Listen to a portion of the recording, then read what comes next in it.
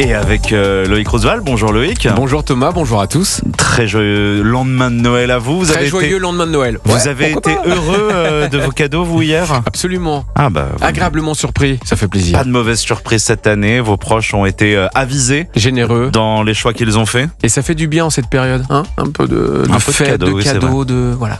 Il y en a certains en tout cas qui sont un peu déçus de leurs cadeaux de Noël et qui se sont précipités sur les plateformes de vente en ligne pour aller revendre leurs cadeaux. Est-ce que c'est déplacé ? Vous le prendriez comment si vous appreniez qu'un de vos proches à qui vous avez offert un cadeau a décidé de le revendre, Loïc ? Pas très bien si c'est un cadeau personnalisé. On a cherché vraiment à faire plaisir en fonction de la personne et on a pris du temps.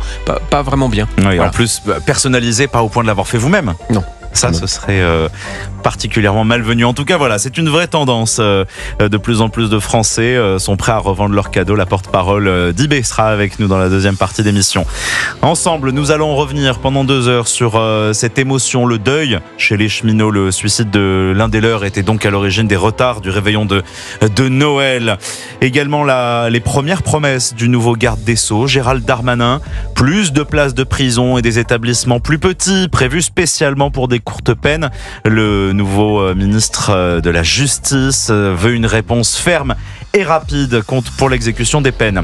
C'était il y a 20 ans, jour pour jour, le tsunami qui a dévasté l'Asie en 2004. Nous avons ressorti nos archives, les reportages et le choc de ce drame aux 200 000 morts. Et d'ailleurs, on va commencer justement avec ces commémorations aujourd'hui. Une sirène a retenti ce matin en Indonésie en mémoire de tous ces morts qui avaient dévasté l'océan Indien. C'était en 2004, au large de l'île de Sumatra. Ce tsunami allait toucher plusieurs côtes, du Sri Lanka, de l'Inde, en Thaïlande, aux Maldives, au Bangladesh, jusqu'à 230 000 morts lors d'Autriche.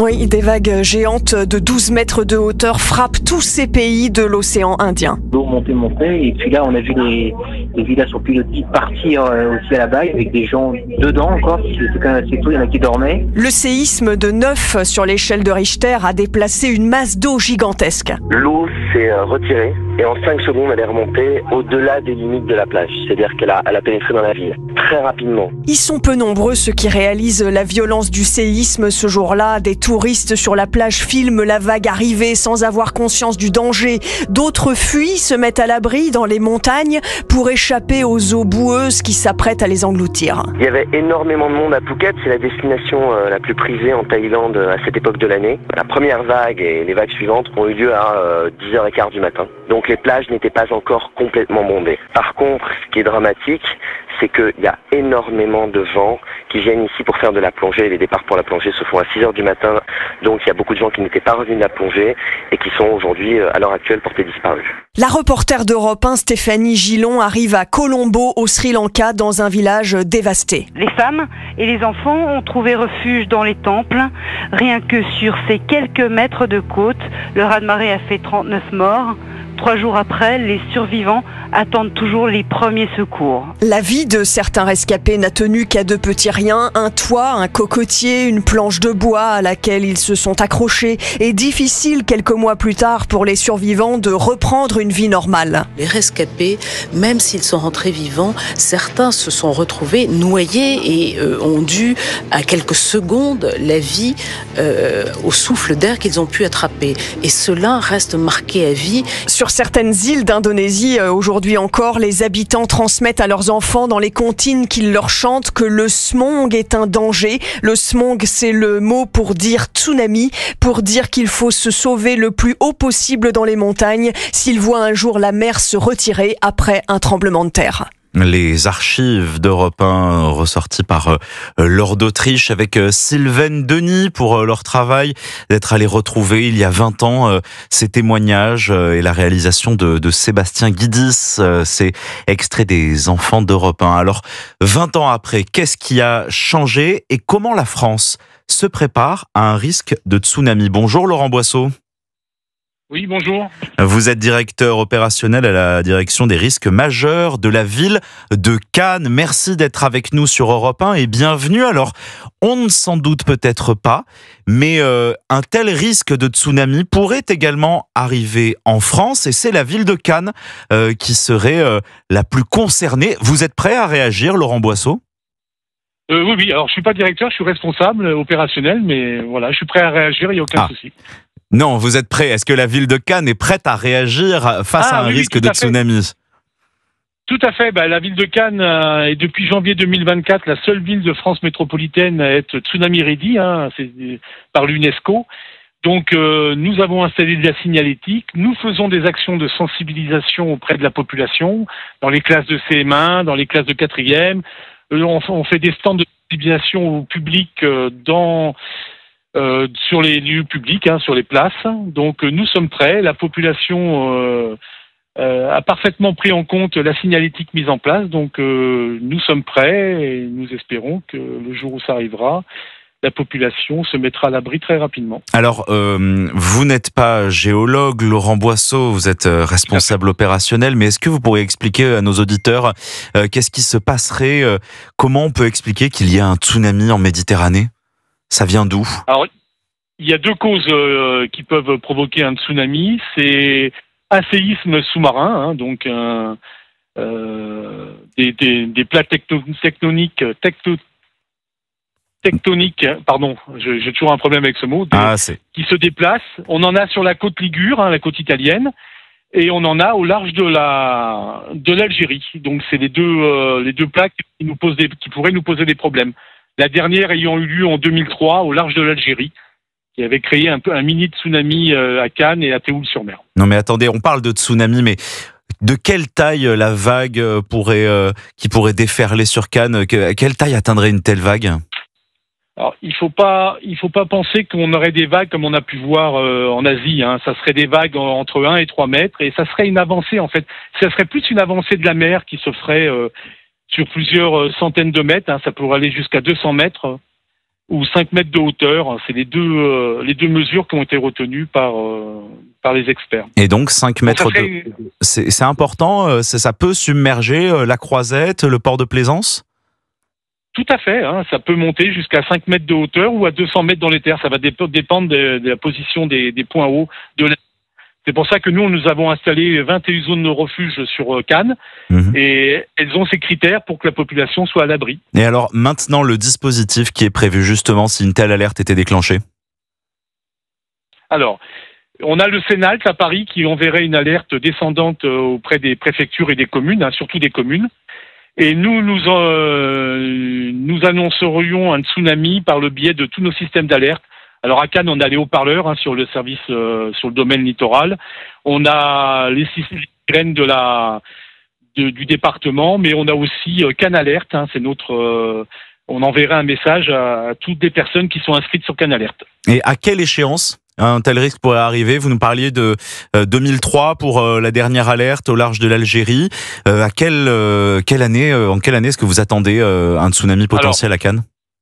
Malheureusement, le risque séisme, il est imprévisible. Donc, les experts tous les experts de l'UNESCO prédisent un tsunami majeur dans les 30 ans. Et ça peut arriver aussi bien demain que dans 30 ans. Ne bougez pas, Laurent Boisseau. Accueillons ensemble sur Europe 1 Mathieu. Bonjour. Bonjour. Bonjour Mathieu, vous nous appelez en direct de Cannes, justement. Est-ce que vous étiez au courant et bien concerné par ce risque de tsunami dans votre commune ?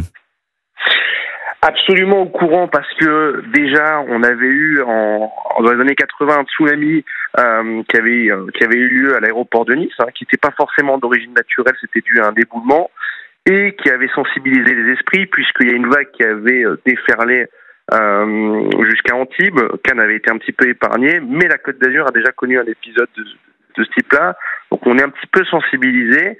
On sait que ça va arriver, on ne sait pas quand ça va arriver, mais on est certain que ça va arriver à nouveau. Et Cannes, effectivement, fait partie des villes où on sait qu'il y a un risque majeur, même si, comme l'a dit M. Boisseau, on n'est pas exposé au même type de risque qu'en Asie, où c'est des vagues de plus de 20 mètres. Donc, Mathieu, vous nous confirmez que le dispositif de prévention que nous détaillait Laurent Boisseau à l'instant, le responsable opérationnel des risques majeurs à la ville de Cannes, ça fonctionne bien. Alors, le dispositif de prévention, il est arrivé jusqu'à vous. Alors ça fonctionne bien. Évidemment, j'en ai entendu parler parce que je suis particulièrement sensibilisé aux actions de la mairie, et que je les suis attentivement. Cependant, Je mets quand même un holà sur. Alors après, je me réjouis de ce que fait la ville de Cannes, évidemment, sur ces sujets-là. Maintenant, je mets quand même un holà sur la chose suivante, c'est que la ville de Cannes, c'est 75 000 habitants à l'année, mais c'est une ville qui bénéficie d'un fort influx en période estivale, notamment pendant le festival de Cannes, mais aussi durant l'été. La population se multiplie par 3. Est-ce que les 21 sites refuges qui ont été mis en place seraient suffisants si ça arrivait à une période comme celle-ci? Bon, ça c'est la grande question. Maintenant, bon. Mathieu, on va poser la question justement à Laurent Boisseau. Laurent Boisseau, qu'est-ce qui se passe si le tsunami il arrive au mois de mai? Au mois de mai, au mois de juillet, au mois d'août, quand il y a beaucoup de monde, effectivement. Bon, au mois de mai pour le festival de Cannes. Les zones refuges, il faut bien comprendre que ce ne sont pas des gymnases en dur, ce sont juste des points de ralliement pour que les services de secours viennent prendre en charge les sinistrés. Donc voilà, ils n'ont pas d'accueil minimum ou maximum. Les gens peuvent se réfugier sur ces sites. Donc ça pourrait faire face, nous dit Laurent Boisseau. Mathieu, vous habitez au bord de l'eau, votre domicile? Alors j'habite un tout petit peu en retrait, j'habite sur la Basse-Californie, qui est un quartier qui est quand même en retrait de la ville de Cannes. Il y a aussi un autre élément qui est rassurant à mon sens, c'est que vous avez quand même les îles Sainte-Marguerite et l'île Saint-Honorat qui est en face de la ville de Cannes.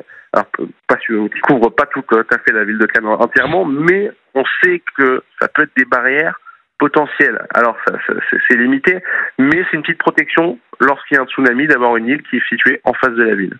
Effectivement. Merci beaucoup Mathieu pour votre témoignage sur Europe 1. Laurent Boisseau confirme cette spécificité géographique de Cannes. Laurent Boisseau, vous restez avec nous.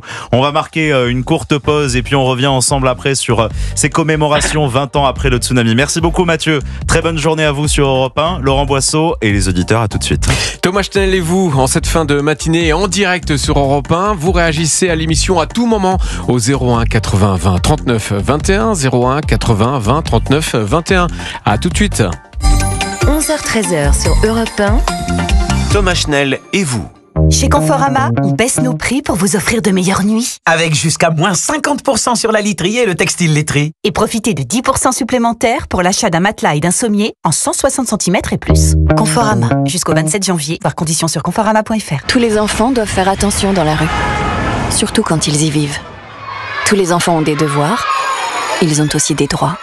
En France, plus de 2000 enfants vivent à la rue. En faisant un don, vous pouvez les aider à retrouver un logement digne. Fondation Abbé Pierre. Notre nom va changer, pas notre combat contre le mal logement. Aidez-nous à agir. Faites un don sur fondationabbépierre.fr. À tous ceux qui lancent une machine en chantant du bleu, du jaune, ça fait du vert, du blanc, du rouge, ça fait du rose. Wow. C'est totalement 80 chez Intermarché. Dès demain, 80% de vos achats sont remboursés en 2 bons d'achat sur tout le rayon soins du linge. Intermarché, tous unis contre la vie chère. Jusqu'au 5 janvier, réservé aux porteurs de la carte de fidélité. Des 25 € d'achat et dans la limite de 35 €. Modalité sur intermarché.com. Produit dangereux, respectez les précautions d'emploi. 11h, 13h. Thomas Schnell sur Europe 1. 11h17 sur Europe 1. Ravi de vous retrouver. On est ensemble pendant 2 heures. On fait le tour de l'actualité avec vous. Vous nous appelez au 01 80 20 39 21 pour réagir à ces commémorations. Il y a 20 ans, jour pour jour, le 26 décembre 2004, une énorme vague déferlée sur l'Asie du Sud-Est, faisant 230 000 morts, une catastrophe naturelle sans précédent. Nous sommes en direct avec Laurent Boisseau, responsable opérationnel à la direction des risques majeur de la ville de Cannes, puisque si un tsunami doit arriver en France dans les prochaines années, il y a de forts risques que cela arrive en Méditerranée et que Cannes soit aux avant-postes, peut-être la ville la plus touchée. Laurent Boisseau, je voudrais vous demander d'abord, qu'est-ce que vous retiendrez, qu'est-ce que vous retenez aujourd'hui, 20 ans après, de cette catastrophe, le tsunami en Asie du Sud-Est de 2004? Est-ce que ça a changé quelque chose ? Oui, je pense que dans beaucoup de conscience de personnes, on a vu que ce risque existait vraiment. Ça a fait beaucoup de morts il y a 20 ans parce que les gens n'étaient pas du tout au courant de ce genre de risque et ne savaient pas quoi faire. On l'a vu, il y a des gens qui filmaient, qui restaient près des plages, mais c'est tout à fait le contraire de ce qu'il faut faire. Je pense que maintenant, les gens sont plus concernés sur le risque et je pense qu'il y aurait beaucoup moins de morts. On l'a vu au Japon, il y a très peu de morts quand il y a un tsunami parce que quand il est annoncé, les gens se mettent à l'abri. Peut-être que il faudra arriver à faire en France. Peut-être que le Japon a une bonne culture du risque, que les Japonais sont plus disciplinés, puisque là, en cas d'alerte, vous nous avez dit, Paris envoie le message, Cannes déclenche les haut-parleurs, mais ensuite, quels sont le scénario des premières minutes en cas d'alerte tsunami à Cannes? Donc c'est l'envoi par nos postes de commandement du message d'évacuation des plages. Hein. On va bloquer les routes pour pas que les gens descendent sur le littoral. Et puis on va faire en sorte... alors s'il vient d'Algérie, on a 1h10 pour évacuer la population. 1h10. En 1h10, ouais, il faut que tout le monde soit dans les abris. Il faut que tout le monde se mette sur les hauteurs. Hein. Alors pas des abris, mais sur les hauteurs. Donc il va falloir, si c'est en plein été, effectivement, il va falloir évacuer les plages, il va falloir évacuer le bord de mer sur les zones refuge. On a vu ces derniers mois se multiplier ces dispositifs d'alerte par SMS aussi, ça fait partie des dispositifs? Alors, oui, tout à fait. Alors, il y a deux technologies. Nous, on a Cannes Alert qui envoie des SMS à la population qui sont inscrits sur nos bases de données. Et on a le système FR Alert qui appartient à l'État. Et eux, alors c'est pas des SMS, c'est une autre technologie qui envoie dans la zone concernée des messages push sur les téléphones. Donc voilà, ce sont tous les téléphones qui bornent, c'est ça? Exactement. Tous les téléphones qui bornent reçoivent un message sonore, même s'ils sont silencieux, pour indiquer la nature du risque et les consignes d'évacuation. Laurent Boisseau, est-ce que les Cannois sont particulièrement sensibles au risque? Vous êtes responsable opérationnel à la direction des risques majeurs de votre ville qui a été concernée par des inondations. Est-ce que vous avez le sentiment que la population cannoise est attentive à ces risques-là? Alors malheureusement, on a eu deux grosses catastrophes à Cannes. On a eu 2015 et 2019. En 2015, il y a eu des morts sur le bassin. Et 2019, on a eu 2 alertes rouges à une semaine d'intervalle. Et on a eu, d'ailleurs, le 23 septembre, on a eu aussi, boulevard de la République, une énorme vague qui a déferlé suite à un violent orage. Oui, la population cannoise, malheureusement, avec ces catastrophes, elle est très, très... comment dirais-je, très très concernée par les risques majeurs. Nous à Cannes, on a 13 risques majeurs en tout sur la commune. 13 ? Quels sont-ils ? 13 risques majeurs. Quels sont-ils ? On a les inondations, on a le tsunami, on a le séisme, on a tous les phénomènes météorologiques, vagues submersion, on a les transports de matières dangereuses, la rupture de barrage. On a un barrage à Saint-Cassien qui pourrait déferler sur la ville de Cannes. On en a 13, j'en ai peut-être oublié quelques-uns, mais on en a 13 en tout sur la ville de Cannes. Vous nous parliez Ils sont répertoriés dans le DICRIM. Vous nous parliez de 2015, des morts. Est-ce que vous pourrez nous rappeler, alors c'était hier, donc les habitants l'ont encore marqué dans leurs esprits, ce traumatisme. À cette époque-là, il n'y avait pas de prévention suffisante. Est-ce que vous pouvez nous rappeler ce qu'il s'est passé ? Eh ben, on a eu un orage stationnaire qui s'est mis sur la commune et qui a déversé des flots ininterrompus de pluie, et ça a fait monter les vallons, et on a eu les inondations qu'on a connues. Comme nous on est sur un bassin versant, on s'est aussi ramassé la pluie de toutes les communes en hauteur, et voilà, au bout d'un moment, la mer ne peut plus absorber toute l'eau qui descend des bassins versants, quoi.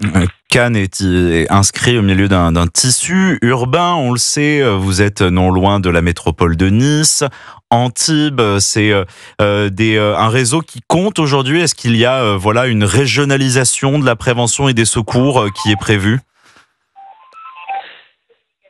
Une régionalisation. Après, nous à Cannes, on a notre propre poste PCS, le plan communal de sauvegarde. Donc nous, on a déjà des équipes sur lesquelles compter.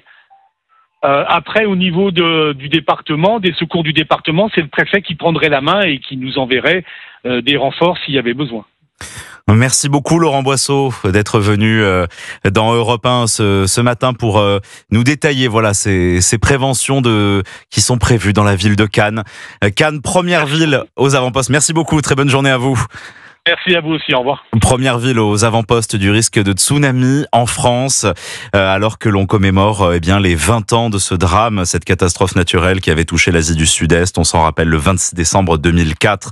230 morts 20 ans après aujourd'hui. Voilà, la culture du risque a changé, notamment en France, où la ville cannoise et la métropole de Cannes se préparent avec plusieurs dispositifs. Vous l'avez entendu.